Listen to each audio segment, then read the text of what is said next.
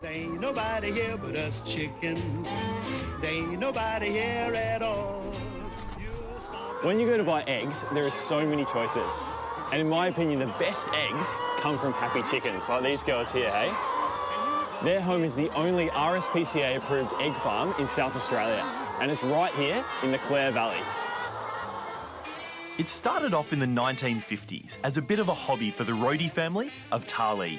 And now 3 generations have worked to grow and expand the business at Rohde Farm. 1 in every 5 free-range eggs laid in SA comes from this property. But for John Rohde, it's not about quantity, it's all about doing the right thing by the birds. So, this looks like a resort for chickens. Yeah, I guess it is, Callum, because they have the ability to be inside, and then when they get let out in the morning and away they go, they can range and be happy and have a lot of fun.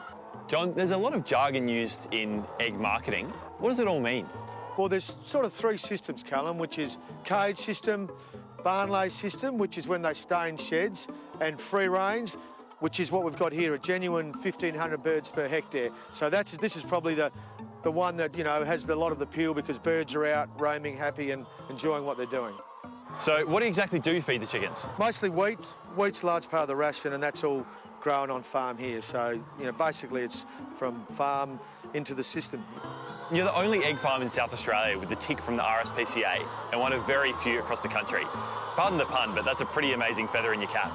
Yeah, well, it is, I guess, Callum, and we try and make sure that we just do the right thing so consumers know they're getting good quality, fresh, free-range eggs, so we stick to the rules.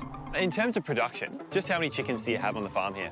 Well, there's 8 sheds, Callum, and each shed has 5,000 birds, so that's basically 40,000 birds, of course. And with that, we're sort of aiming to get about 32,000 eggs a day. Okay, so most of these girls will hopefully be laying an egg today. Well, hopefully they will. I don't think they can lay one every day. I think they take a little bit longer, so you can't get 7 a week. Well, they take the weekends off, or? Well, it'd be nice if they did this weekend, but no, they'll keep laying for sure. Before the eggs leave the farm, they're graded into 6, 7 or 800 gram cartons and then sent right around the state. The only other RSPCA accredited free-range farm in Australia is in Queensland. So we're actually pretty spoiled here. Gee, they're good-looking eggs, mate. Not as good-looking as you, of course. When you come to the Clare Valley and stay in a B&B here, they're likely to give you provisions to make a hot brekkie. And for me, there's no better cooked breakfast than a properly made scrambled eggs. And when I've picked up these eggs here, just from the barn over here, you know they're gonna be amazing. So let's get into it. I've got a hot pan here with a little knob of butter in it. I'm gonna get a little bit of olive oil straight in as well. I'm using olive oil and butter. Basically, the olive oil is gonna stop the butter burning and the butter's for richness. Want a little pinch of chili, because I love a little bit of heat in my scrambled eggs. All right, this is gonna make enough for 2 people. So I've got 5 eggs in a bowl. Whisk that together. Little splash of milk as well. So for 5 eggs, I want about a 1/4 cup of milk, just a little bit. A little splash. There we go. All right, whisk that together. Nice and smooth. Let's get this into the pan. Okay, so I've got a nice non-stick pan here, and ideally you want something that's got a bit of a heavy base to it, because a heavy base pan means you get a nice even heat and all your eggs are going to cook at an even rate. I've got a rubber spatula here, or a silicone spatula.